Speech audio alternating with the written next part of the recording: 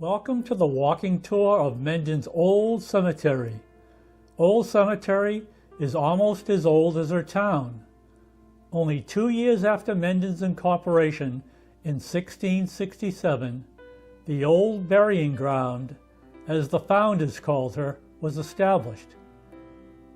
We've chosen only a few of the 260 gravestones that were identified and documented in a 1912 study to share with you today.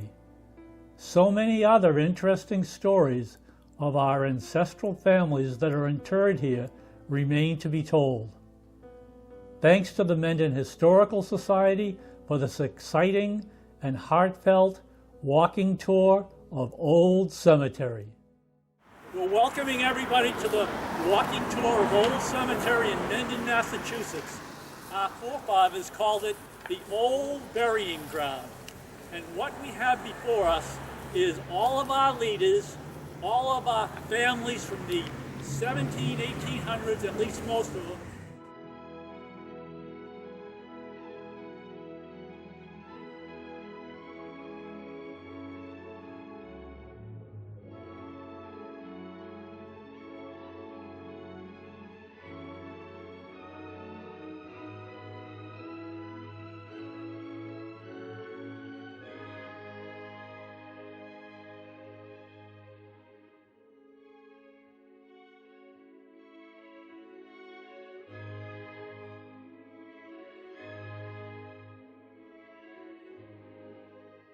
I want to welcome all of you to this great walking tour of Old Cemetery in Mendon, Massachusetts, which our forefathers called the burying ground.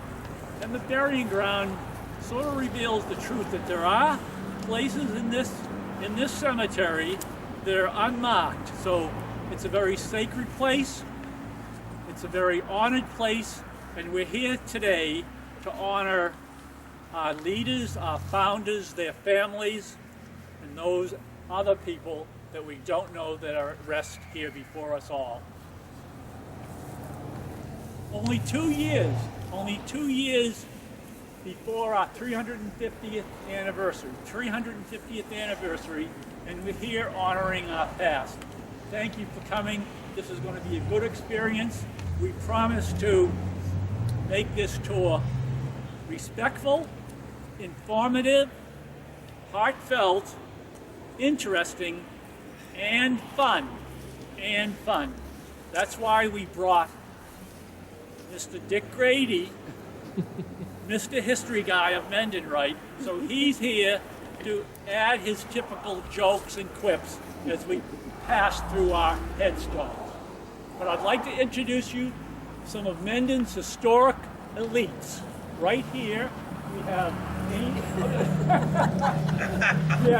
Amy DeWitt and Jane Lowell, current members of the Mendon Historical Society and co-founders of Preservation Mendon.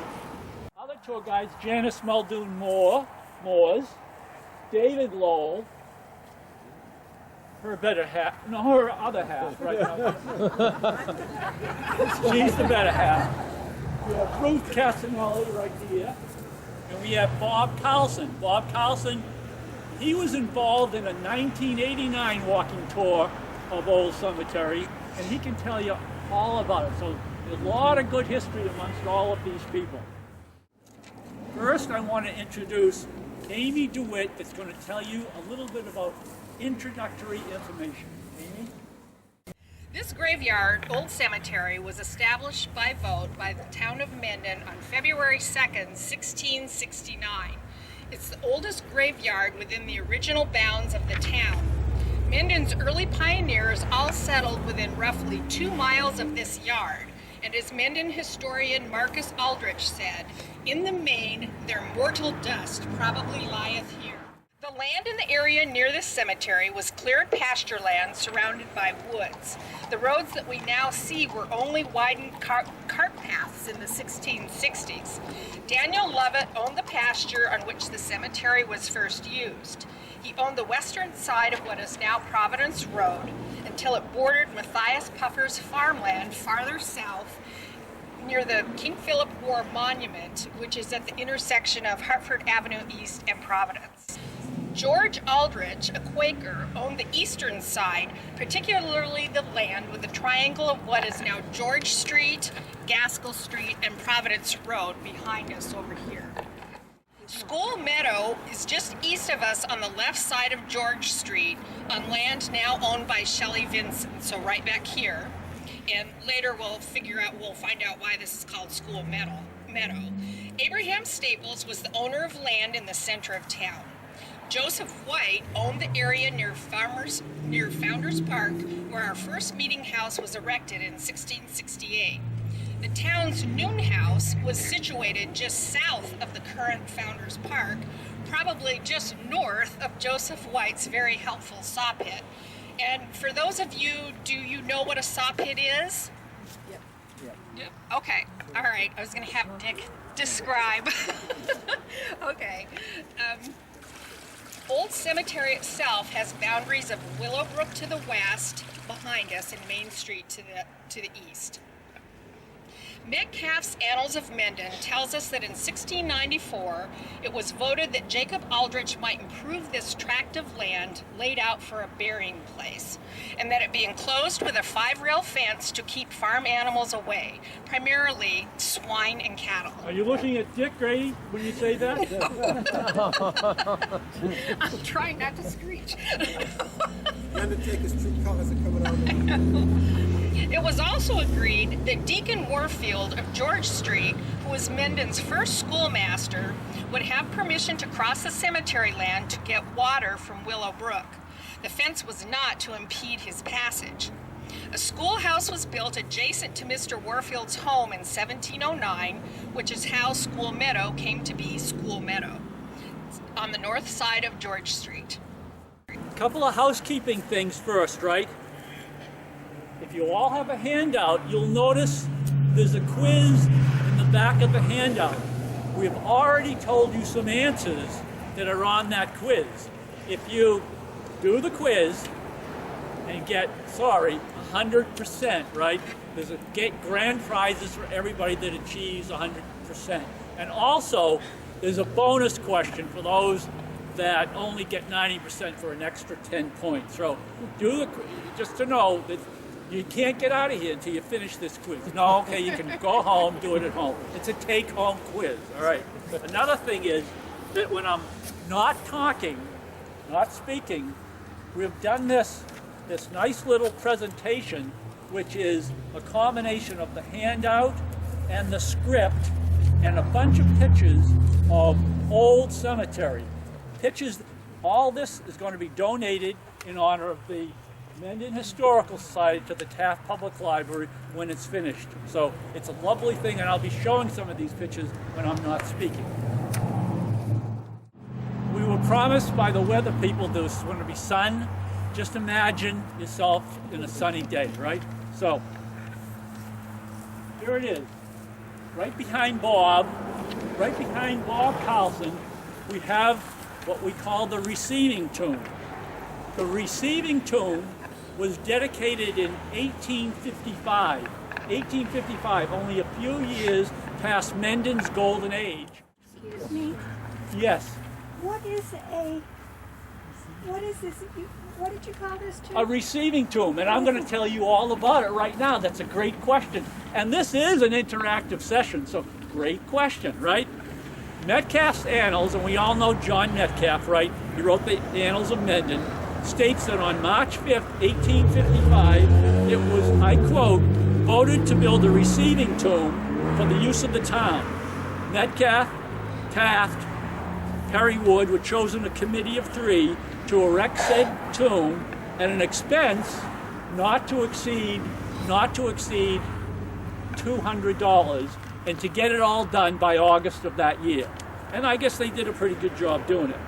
We all know that receiving tombs were used pretty much as a temporary spot for bodies for short periods, most especially if it was the dead of winter, with frozen ground, or if the grave was not ready, or if the body had to be sent somewhere else. Also, storing a body in a receiving tomb had the added perk of preventing the dead from being buried alive, if in fact they were not dead. For example, interesting point, the 17th century saw a number of premature burials. Collapse and apparent death were not uncommon during epidemics of plague, cholera, and smallpox. We all remember. From contemporary medical sources, historian William Tebb compiled 219 instances of narrow escape of premature burial and 149 cases of actual premature burial. Wow. Listen to this one. Some instances were especially heartbreaking. For instance, in the 1850s, roughly the same time that our receiving tomb was dedicated, there was a little girl down in South Carolina, and she surrendered to diphtheria. She was quickly interred in a local family's receiving tomb, pretty much just like ours, because it was feared the disease might otherwise spread. That's good. Some years later, when her brother died in the devastating Civil War, the door of the tomb was open. A tiny skeleton was found on the floor just behind that door. So can you picture that getting up? So what we tried to do today, and we weren't able, is because that door weighs 800 pounds, we were going to open it for you, but we couldn't get the door open.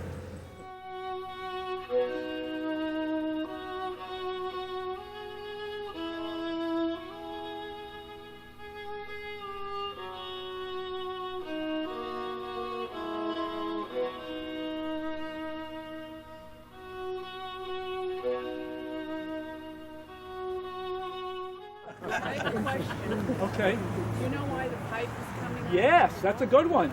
Good. So, bodies, temporary resting place, mostly for the cold weather, but sometimes they didn't get to it. So bodies, rotting, smelling, air, etc. Was that too gross? No. No. Okay. All right. Mark Twain once stated that in order to know a community, one must observe style of its funerals and know what manner of men and women they bury with the most ceremony. Our intent today is to share Mendon's stories, helping us to really know our community. Mendon has been blessed throughout the years with very special people that were great stewards of her past. Names such as Marcus Aldridge, Florence Aldridge, Abraham Staples, Julius A. George, Dr. John Metcalf, Reverend Carlton Staples, and numerous others come to mind. To paraphrase Isaac Newton, if all of us, and you, appear to see far into the past, it's only because we stand on the shoulders of historical giants, and we do. One Mendon protector of the past, who was in our midst not so very long ago, was E. Jane Coleman. She was always there with her friendliness and guardianship of Mendon's antiquity. She was a real trooper. Now we're going to take and walk a little bit, so please be careful of the ground. We're going up to the entryway.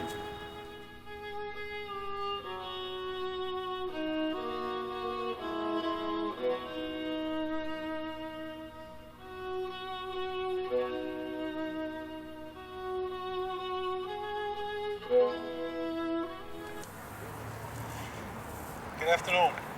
A large number of the Revolutionary War soldiers are buried here at the old cemetery.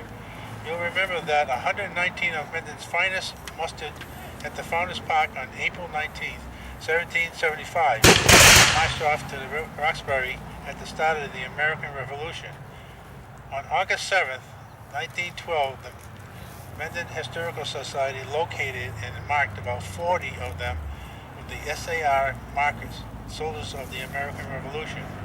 Although weathered, they still mark these grave sites respectfully to this day. Captain William Torrey's gravesite resides at the old cemetery. He was the great-grandfather of President Taft.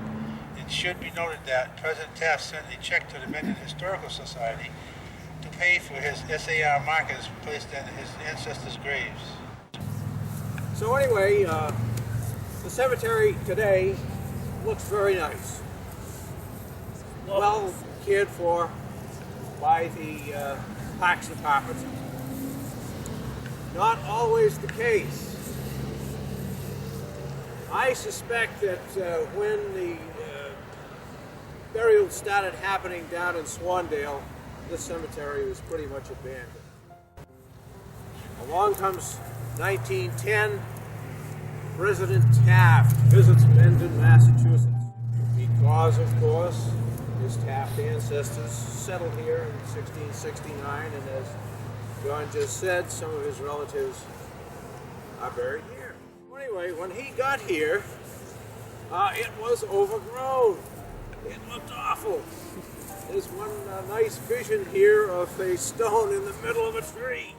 Finally, in 1912, the selectmen got together and spent some money and refurbished this cemetery. And that doesn't mean that it stayed refurbished after 1912, because some of us remember seeing it kind of overgrown and not too many years ago. But anyway, Taft made several stops in the Mendon area. One of the places he visited was the homestead site up on Millville Road. So they left here. He was pretty upset at things, right? How did Yes. that get back to the town that he was upset? Did he email them or what? I believe he sent them a letter. Sent them a letter, right? I think I read that the president, as he left here, he went down to visit some of his ancestral homes, like Luther Taft, right? And they chatted in front on the porch, right? Absolutely. And they took photographs of each other. Was that a selfie day? It was not. It was not a selfie. After President Taft visited with his relatives at his ancestral home on Millville Road, the President Taft, Governor Draper entourage returned to Founders Park for the dedication of the Founders Memorial donated by the Mendon Historical Society. Following the dedication, we have an interesting interchange with President Taft as narrated here by Susan Ober of the Taft lineage. After the dedication of the Mendon Memorial, Mrs. Swan approached President Taft, and she was a friend of my grandmother's, Mary Taft, who had just had a baby boy and was hoping that the president would name her son. So the president was pleased with that proposal, and he named my uncle Robert after his son Robert. And that same year, he sent a letter to my grandfather, and it said, "Dear Mr. Taft, today I am sending you for little Robert Taft a signed photograph of myself. May the little fellow grow to vigorous manhood and enjoy a long and useful life." And then in 1928, after Robert's father had passed away, a Mrs. Pond sent him a letter, and he returns this letter to my uncle. "Dear Robert, Mrs. Anna H. Pond has written me with enthusiasm of your course in high school, and to say that you and your brother Jesse deserve great credit for carrying on keeping the farm while you attend school. I am very glad to hear this, and I am sure that the habits you form will continue to practice them. You will justify the promise which Mrs. Pond is confident of. With very best wishes, sincerely yours, President Taft." What a great story, right? What's your name? Susan Ober. Thank you, Susan. Your mother was a Taft. Wonderful story. It was her mother. It was her mother. Okay, so now we're going to walk to the obelisk in the center of the cemetery.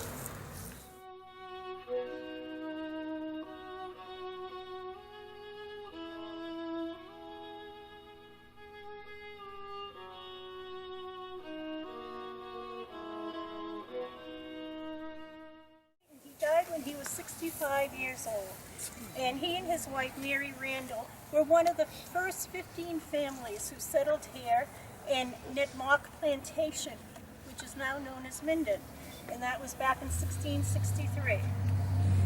And their home was located just a short distance from here, about where our present post office is over here.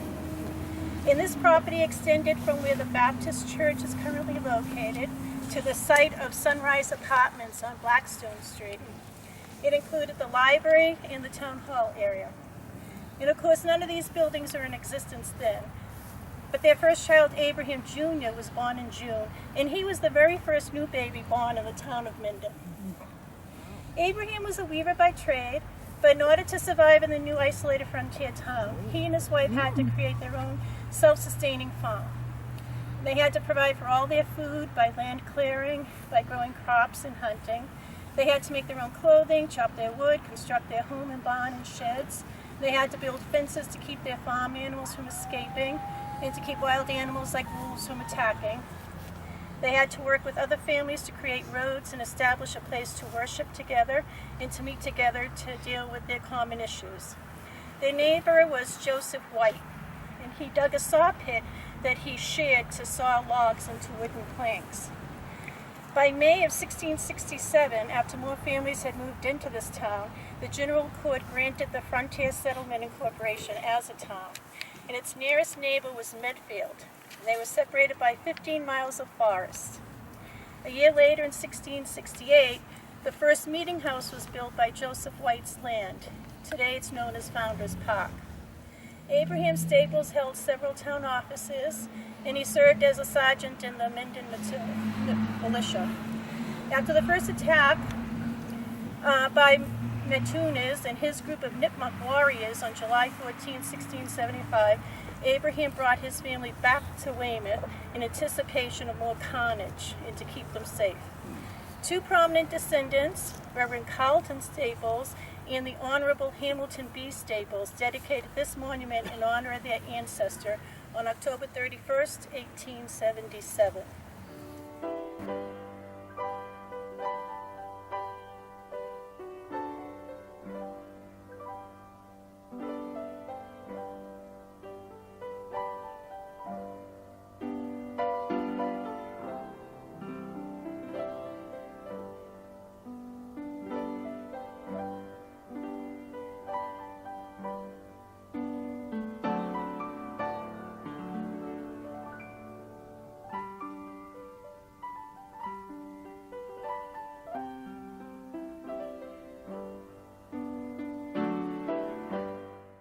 So now we're going to walk up towards where the fourth meeting house was, that fourth meeting house, and then we're going to stop at the Reverend Grindell Rawson's gravestone, way up by the barn. Close, very close, very close. Right, this is one of two above-the-ground tombs in the cemetery. It's the tomb of Grindell Rawson, who was the second settled minister in Mendon. And interestingly enough, it's right back up to the site of the, this is not it, but the site of the fourth meeting house in Mendon. Grindell Rawson took the ministry in 1680 when the Mendon settlers returned after the devastation of King Philip's War in 1676, where the entire town was burned to the ground. He was only 22 years old when he came back to become the minister in Mendon, and he had quite a task ahead of him. He had no church, he had no meeting house, he had no congregation. So he, the town was in ruins, and the former minister, the Reverend Joseph Emerson, had fled to Concord and decided not to come back. Probably a wise choice under the circumstances. But anyway, let's see now. His first task, of course, was to get a new meeting house built and reestablished. The homes were rebuilt. The settlers had been, actually had asked permission when King Philip started burning and pillaging to move back to Weymouth and Braintree, and Boston said no, but they went anyway. They came back gradually, and the congregation was reestablished. By 1684, the selectmen offered Grindal a contract to be the second settled minister. He was paid £55, 15 pounds in sterling, and the other 40 pounds providing for a place to live and food, etc. The people in Mendon were very pleased with their scholarly, pious young minister, and they renewed his contract year after year. He was also held in high esteem by state officials. He was asked numerous times to assist on issues, particularly dealing with interactions with the Native Americans. He learned the Nipmuc language and culture and helped the Reverend John Eliot, who was the Apostle to the Indians. Excuse What do me? you like? That's the term. Yes. Anyway. What is it? What is it? Apostle to the Indians. Apostle to the Indians, yes. Apostle to the Indians. Grindal Rawson died in 1715 after providing spiritual guidance to his congregation for 35 years. He helped the war-torn, fire-devastated people rebuild their homes and their lives. After his wife Susanna passed, the town ordered a special couple with a long-lasting memorial of a portrait stone, and this is very unusual. We're hoping to get this stone covered in some way so that the elements are not going to be eroding. There are too many portrait stones. The other tomb, the other above-the-ground tomb, actually is one of his niece and nephew called Pern and Pern Rawson. One was 12 and one was 13 years old, and it was not unusual at the time if one child died to rename the other one after the first one that died. So this tomb is in quite good shape. The other one is falling apart at this point. You'll see when we walk down that way, and that's going to be reconstructed fairly soon. Anyway, thank you. I have a question. Yes. So, you said that the after the massacre, right, 1676, Yes. and in February they were burned to the ground, right? They were. And they wanted to leave and go back to protection, right? Weymouth, Braintree, etc. And the government said, no, you can't leave. We Right. want you to stay there in harm's way. Yep. Now, is that the first time the government told the people to do something they didn't want to do? It's not the last. Are you a libertarian, John? Yes. Do you know where the parsonage was? Where he lived? I don't know. Do you? Yeah, up on Hastings Street. Wasn't it on Hastings Street, Dick? I'm thinking it was on Hastings Street. Where The Grindal parsonage. Rawson lived. Grindal. Where was his parsonage? Okay, I think up by Hood Plaza. By Hood Plaza. Okay. All right. Good question. Yeah. Good Was he question. actually that? Excuse me? Was he actually that short? No. This is just set on top of where he was buried. No, he was not. I don't know, actually. I've never seen Grindal, but I'm assuming. They stood them up straight. Absolutely. They were smart guys back then. Right. That would save some ground. Yeah. I love the for sure. idea. Yep. And now we don't have to walk very far to Joseph Doerr's grave site, right here. Now you can see some of the art on these stones.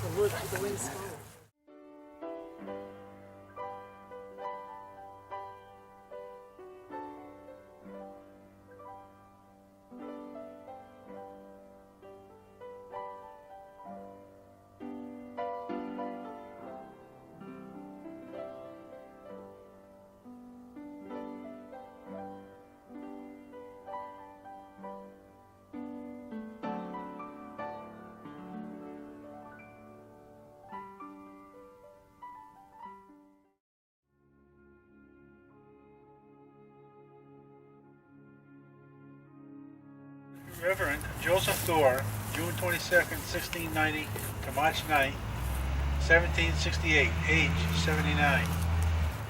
The The Reverend Joseph Dorr Sr. succeeded Grindel Rawson to become Mendon's third settled minister from 1716 through 1767. His church was the third meeting house at Founders Park from 1690 until 1736, when the fourth meeting house was finally constructed at the north end of Old Cemetery. The move of the meeting house location was caused much controversy and bitterness to the town.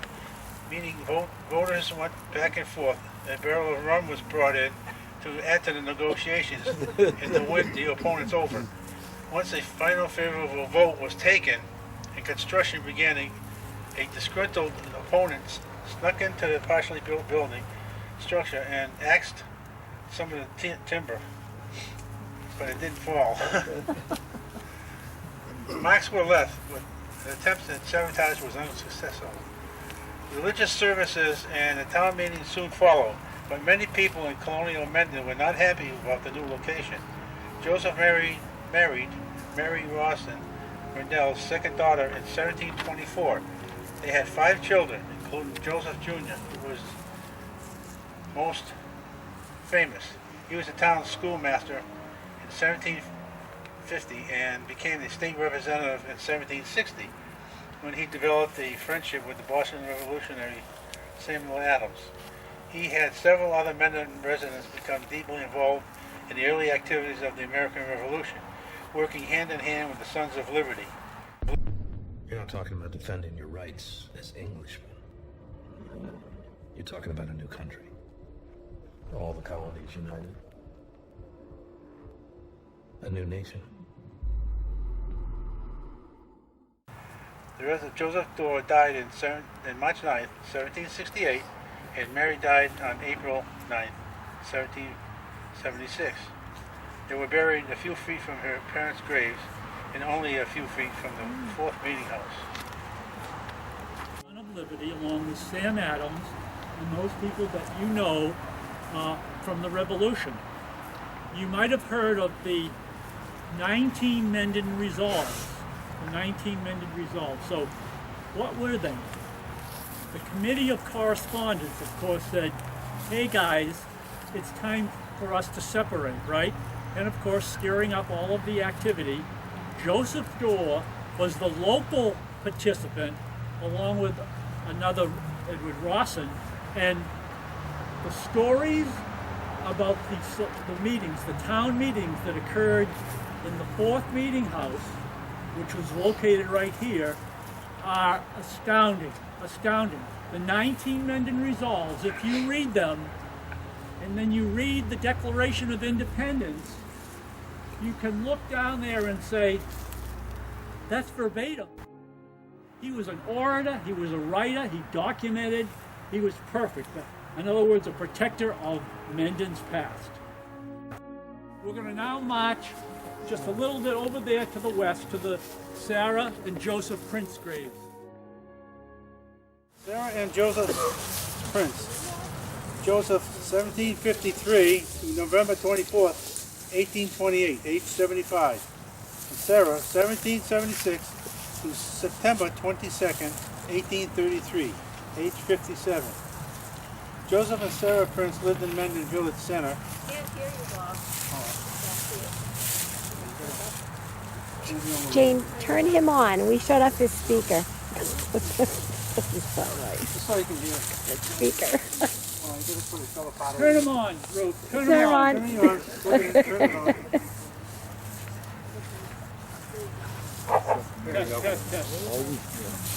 Okay. Joseph and Sarah Prince lived in Mendon Village Center in the 1820s during the town's golden age. They lived in the house at what is now 3 Hastings Street.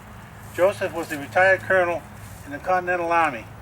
Their adjacent neighbors were Ebenezer Haywood, who was a bank cashier, and attorney Seth Hastings, who was a bank president. The 3 Hastings Street is in front of Blessing Barn, previously the Mendon Country Gift Barn. Joseph died in 1828, and Sarah passed away in 1833. Their daughter, Sarah, sold the family home to Dr. Joseph Metcalf, who lived there for 59 years until his death in 1892.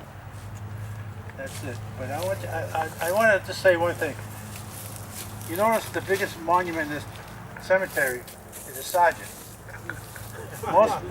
Most of the time, other cemeteries, it's the officers that get the big glamorous monuments. But this is one of the few where we sergeants got it over to brass. And there's a lot of brass buried in, a lot of officers buried in here. So there must be fuming yet to this day down there. Yeah, he has a lot of money someplace. Thank you.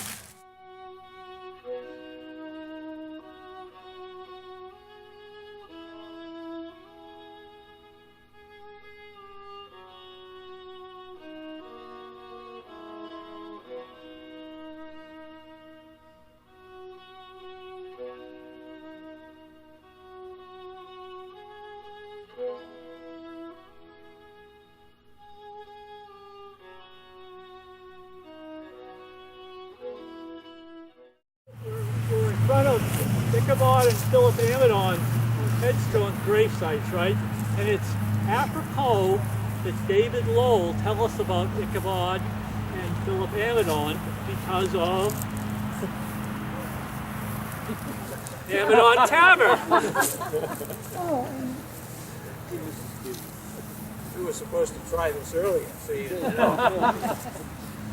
So anyway, here we are. This is Ichabod Amidon's stone right here, and it's really a fancy job with cutting all the way down the sides. Very unusual. And, so he was born in 1704 and died in 1789, September 24th, 1789. And he misses Washington's visit by a month, just about a month. Well, no, just a couple of weeks. Now he built that tavern in 1745, and it was a stopover for travelers on the Middle Post Road. It would be a great place for them to spend the night and get a meal and get some rest and maybe do a little shopping while they were there, you know. Fine antiques. Never mind. So anyway, he passes, and his son Philip Amidon takes over, and it is Philip who has the misfortune of owning a tavern when it turned away George Washington. Of course, they were expecting him to show up, and when he finally appeared, the lady that answered the door didn't recognize him, and she said, "I'm sorry, we're expecting somebody important." And so he continued on his way and spent the night in Uxbridge at the Taft Tavern on Sutton Street, not the Uxbridge Inn. David? Yes, John. Do you know the reason Philip left and went away that day? Why did he go away? Oh, yes. He was... was he meeting somebody? Well, he was trying to find some entertainment for Washington. I don't know if he went to Providence or not. But listen, we'll stop it right there. But we can imagine what he might have said to the lady that turned Washington away when he got back. You're fine. And now let me introduce Janice Muldoon Morse to tell us all about Peter Penniman. Well, as we've kind of learned, Massachusetts was kind of the hotbed of insurgency.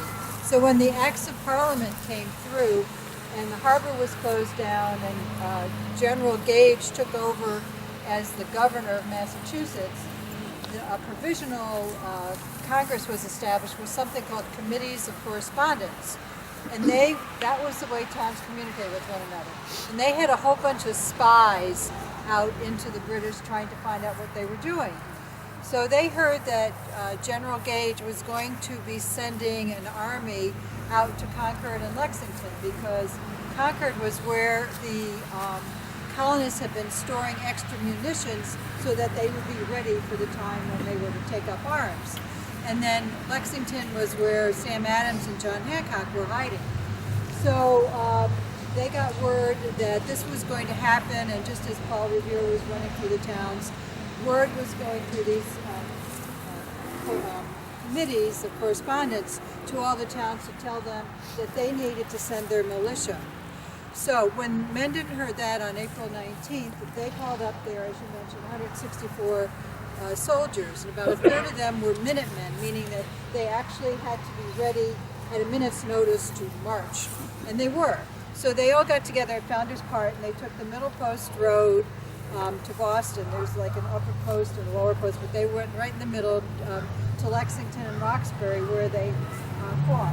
Now, Penniman was one of the leaders of the group that had trained. They trained like 3 times a week to get ready for this.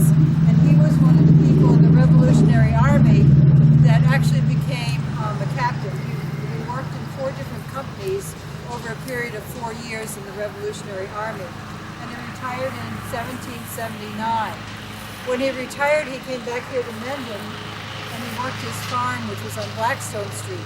And he had like apple orchard, walnut orchard.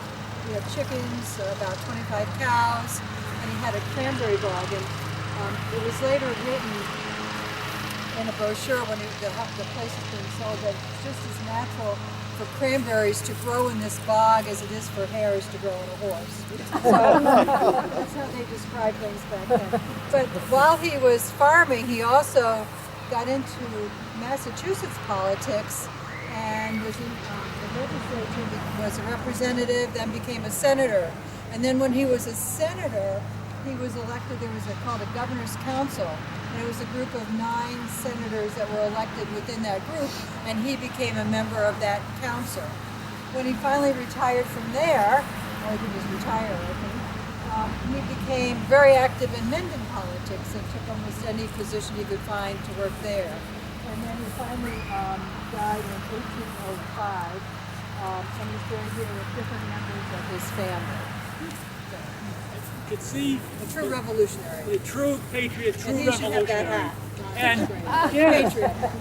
Peter Penniman, where does Peter Penniman's house reside again? Do you know anything about it? Do you live there? Yes, you do. Yes, you do. And Janice told you a little bit about preparation for the battles, right? The revolution, right? Did you know, we all know, right? Lexington conquered. They stored munitions all around the place. Okay, yeah, keep them away from the regulars. And by the way, they said the regulars were coming. They didn't say the British were coming, because they were all British at the time, you'll all recall, right? So, munitions dumps. There were 7 outer munitions dumps around, outside of the 128 belt, Lexington Concord area, more like the 495 belt. Mendon had its own munitions dump down by the Barney Field, like the cow place down on Providence Road. We do some memorial things there. So, why did Mendon get chosen? Well, yeah, because we were active in the Revolution. Joseph Dorr, Edward Rawson, etc. And so there's a munitions dump down there. We can actually see some of the stones and the granite that they had sort of just west of Providence Road. So an interesting point of information about how historic your Mendon is. Seth Davenport built a farmhouse in 1793 that became the family homestead and the center of a very productive and profitable agricultural business that would last for several generations. The Davenports were superb farmers and marketers. Through hard work, intelligent business dealings, and the good fortune to own 212 very rich acres of rich North Avenue farmland, they provided food for the region and distant cities as well. Their excellence in agricultural endeavors rewarded them with substantial wealth, and they had high social status in the Mendon community. The farmhouse at 133 North Avenue was a symbol of the family's prosperity. It was large scale with many rooms and a granite foundation. It was located across the street from the headwaters of Muddy Brook and it overlooked the long stretch of pastures and meadows that gradually sloped down to the south-flowing brook. Its land extended from the Upton town line to North Bridge Road on both sides of North Avenue. For many years, it remained as a cornerstone of agricultural success. By 1793, the new farmstead was completed. It remained as a Davenport home and center of farming activity for many years. As the families grew, more farmhouses were built and new business practices expanded. Seth Jr. married Betsy Godfrey in 1797. He promoted fruit growing and specialized in Rhode Island greening apples that were very popular in the Boston markets. Benjamin built a farmhouse for his family at 73 North Avenue in 1820. His specialty was dairy farming. Seth Jr.'s son Joseph built a house at 101 North Avenue. George constructed farmhouses at both 85 and 100 North Avenue.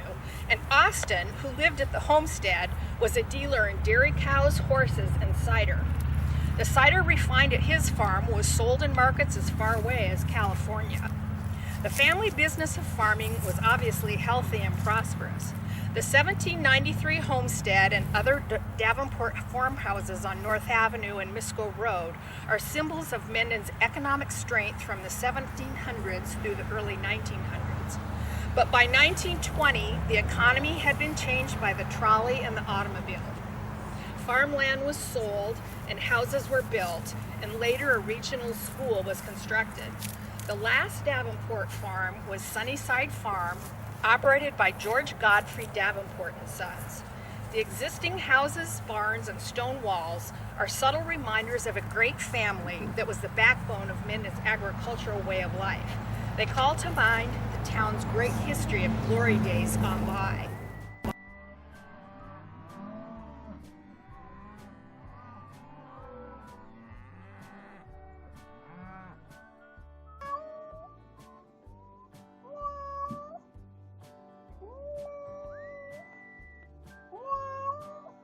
The Davenports were big-time farmers and entrepreneurs, all right.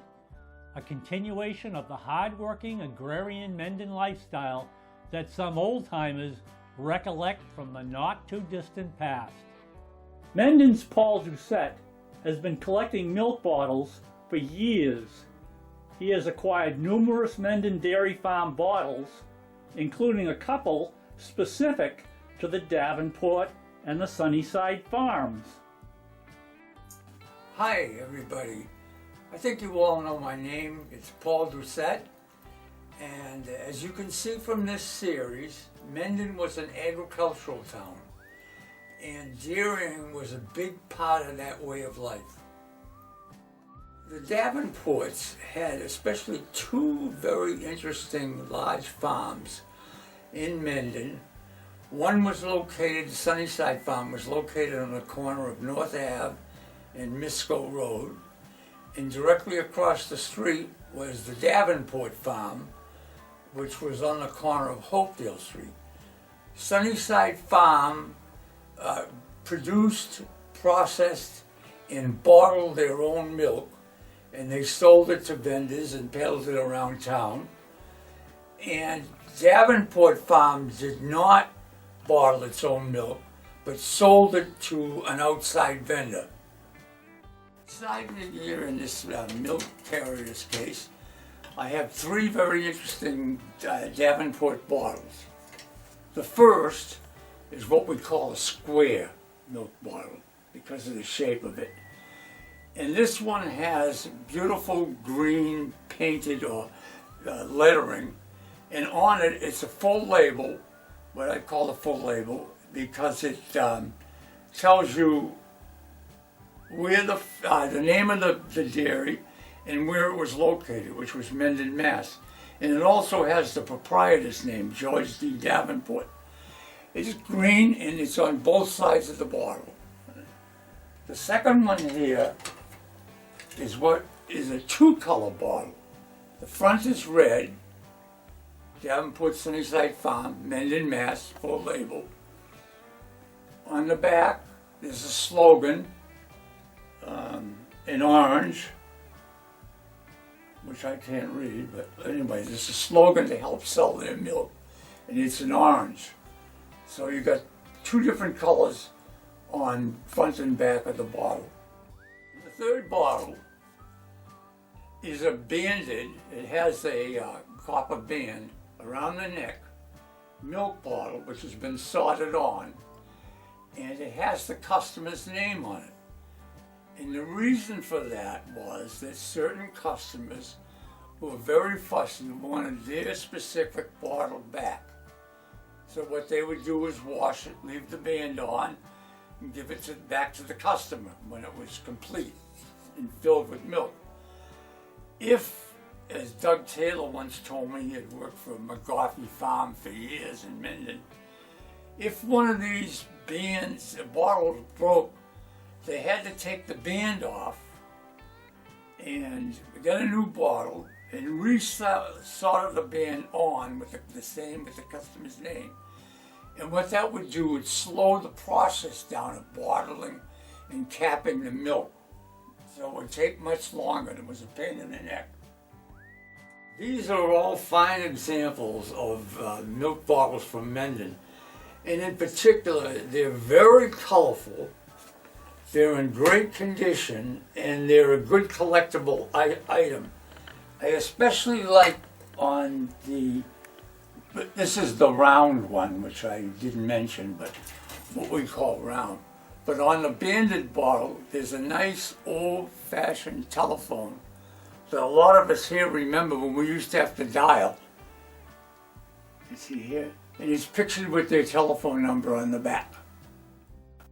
Well, it's getting late, folks. I gotta finish my route. I stopped for the interview here, and I've gotta get back on the road.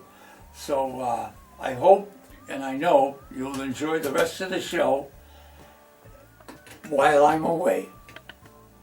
Take care, folks. Oh.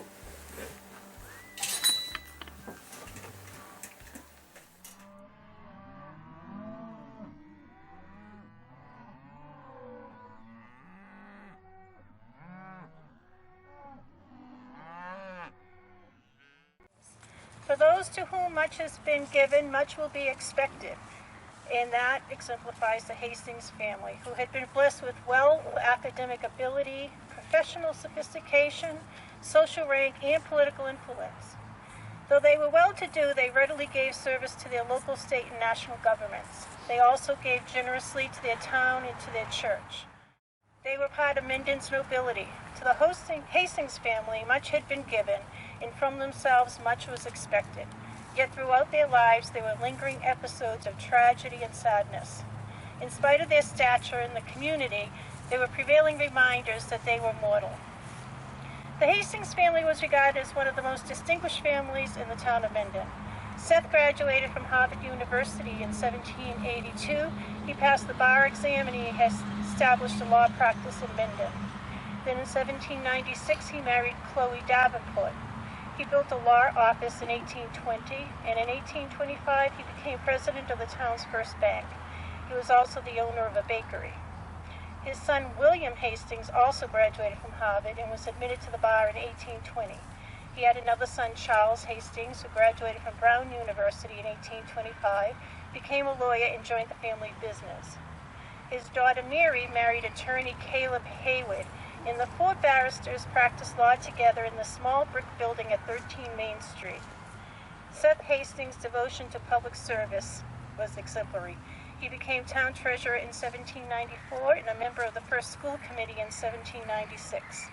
He worked on a committee to create Hartford Turnpike, and he made sure that it went through Mendon, as had Middle Post Road, the interstate roadway that it replaced.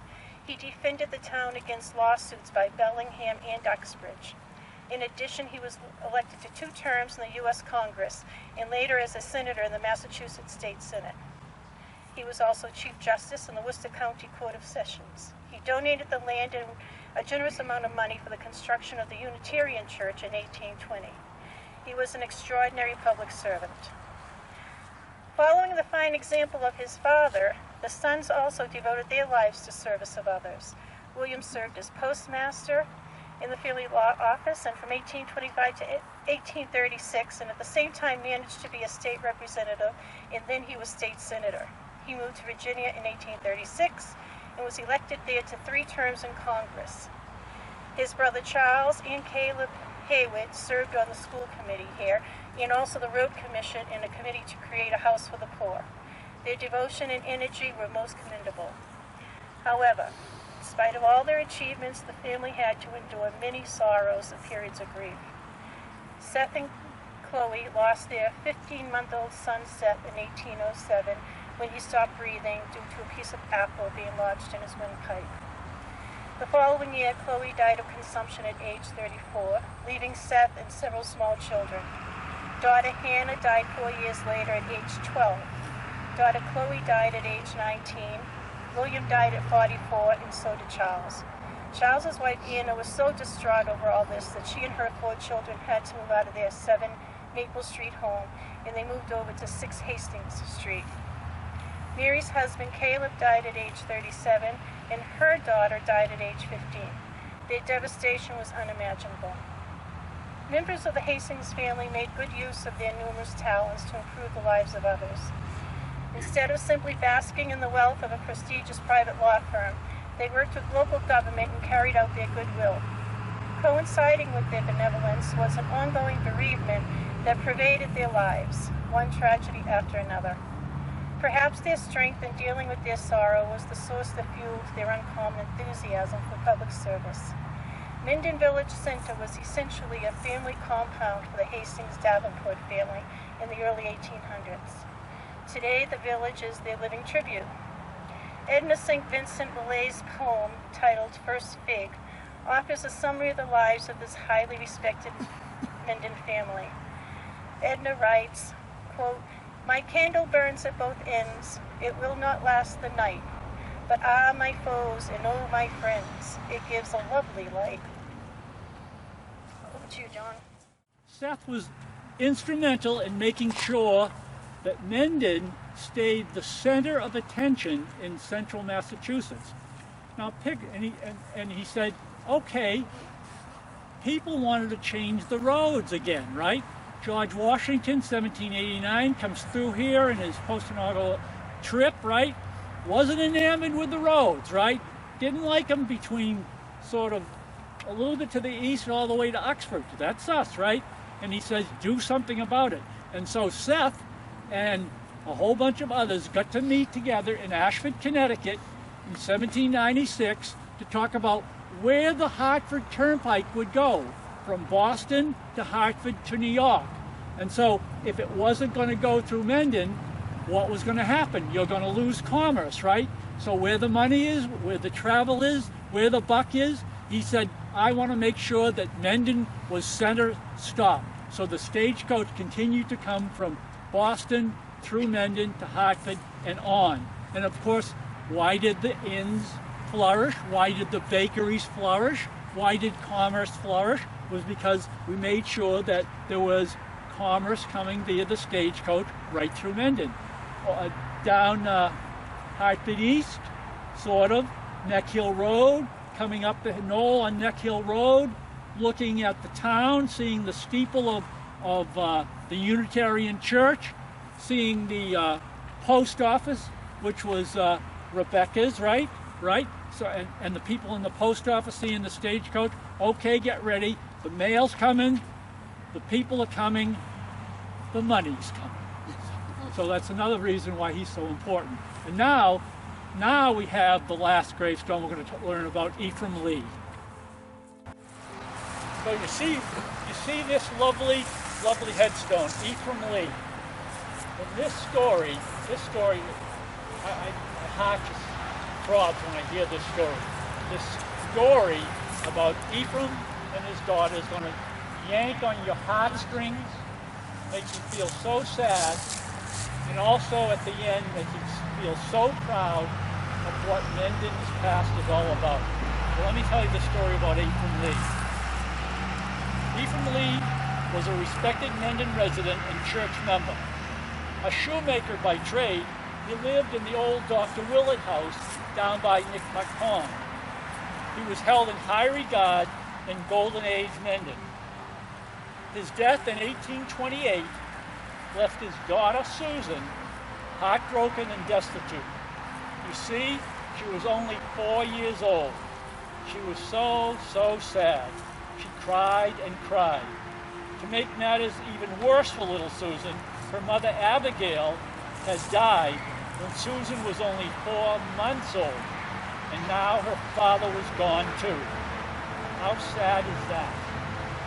Nabby Taft Lee, Susan's mother, was the widow of Putnam Taft, and she had a son, stepbrother to Susan, Putnam William Taft, from that first marriage. Later life, Susan recalled the extreme gloom and melancholy of the day. Many mourners were so overcome with grief that they had to sit on the nearby stone wall to mourn. She had become an orphan, along with her brother. Susan was taken in by her aunt and husband, Sally and Jared Benson.